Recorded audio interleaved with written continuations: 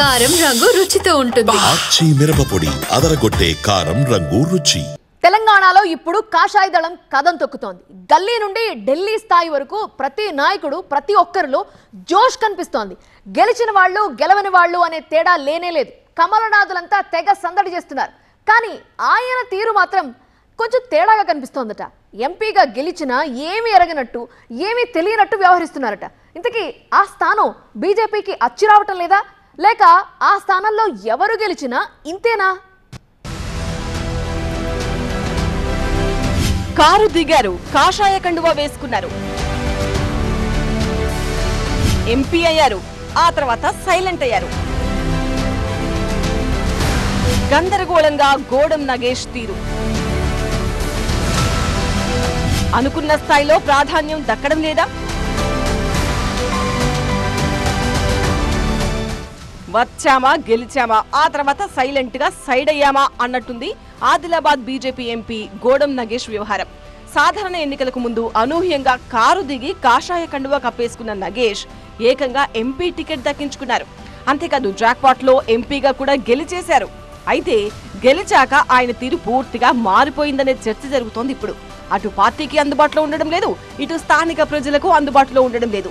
బీజేపీకి రాష్ట్రంలో 8 మంది ఎంపీలు ఉంటే వారిలో 7 అప్పుడో ఇప్పుడో రాష్ట్ర పార్టీ కార్యాలయానికి వస్తున్నారు, ప్రెస్ మీట్లు పెట్టి హడావిడి చేస్తున్నారు. కానీ అమాసక పున్నాన్ని కూడా అటువైపు రాని ఈయన తీరు మాత్రం విచిత్రంగా ఉందనే చర్చ జరుగుతోంది. ఇప్పుడు ఎంపీగా గెలిచినప్పటి నుంచి అటు పార్టీతోనూ ఇటు ప్రజలతోనూ అంటీ ముట్టినట్టుగా ఉంటున్నారు గోడం నగేష్. కనీసం పార్టీ ఎమ్మెల్యేలకు సైతం అందుబాటులో లేరనే టాక్ వినిపిస్తోంది.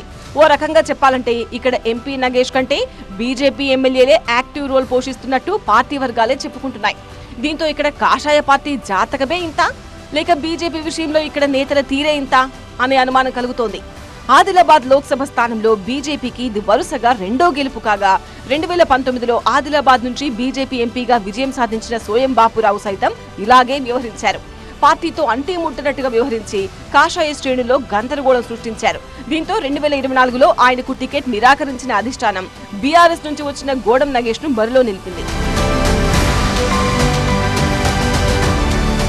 మరోసారి ఆదిలాబాద్ ఎంపీ స్థానంలో కాషాయ జెండా ఎగిరినా ఇక్కడ పార్టీ పరిస్థితి మారలేదు.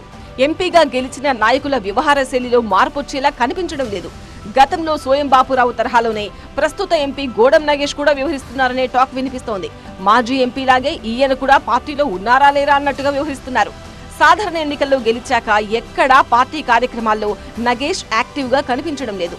బీజేపీ రాష్ట్ర కార్యాలయం వైపు కన్నెత్తి కూడా చూడడం లేదు. దీంతో ఆయన వ్యవహార శైలిపై కాషాయ సేన రకరకాలుగా చర్చించుకుంటోంది. గోడం నగేష్ తీరుపై సొంత పార్టీ ఎమ్మెల్యేలు సైతం అసంతృప్తితోనే ఉన్నారనే గుసగుసలు వినిపిస్తున్నాయి. ఆదిలాబాద్ పార్లమెంటు పరిధిలో బీజేపీ నుంచి 4 ఎమ్మెల్యేలు ఉండగా వారితోనూ ఎంపీ నగేష్ పెద్దగా టచ్ లో లేరని తెలుస్తోంది. ఆదిలాబాద్ పార్లమెంటు స్థానంలో బీజేపీ ఎంపీగా ఎవరు గెలిచినా స్థానికంగా పార్టీని పట్టించుకోవడం లేదని క్యాడర్ వాపోతోంది. దీంతో ఇక్కడ బీజేపీ జాతకమే ఇలా ఉందేమో అంటున్నాయి రాజకీయ వర్గాలు. నాయకుడు మారినా స్థానికంగా పార్టీ కథ మాత్రం మారడం లేదని చర్చించుకుంటున్నాయి. అయితే పార్టీలో సరైన ప్రాధాన్యం దక్కకపోవడం వల్లే గోడం దూరంగా ఉంటున్నారనే అభిప్రాయమూ వినిపిస్తోంది. గతంలో ఇలాగే వ్యవహరించిన సోయం బాపురావును సైలెంట్ గా సైడ్ చేసేసిన కాషాయ పెద్దలు గోడం నగేష్ విషయంలో ఎలా ముందుకెళ్తారు అన్నదే ఇప్పుడు ఆసక్తి రేపుతోంది.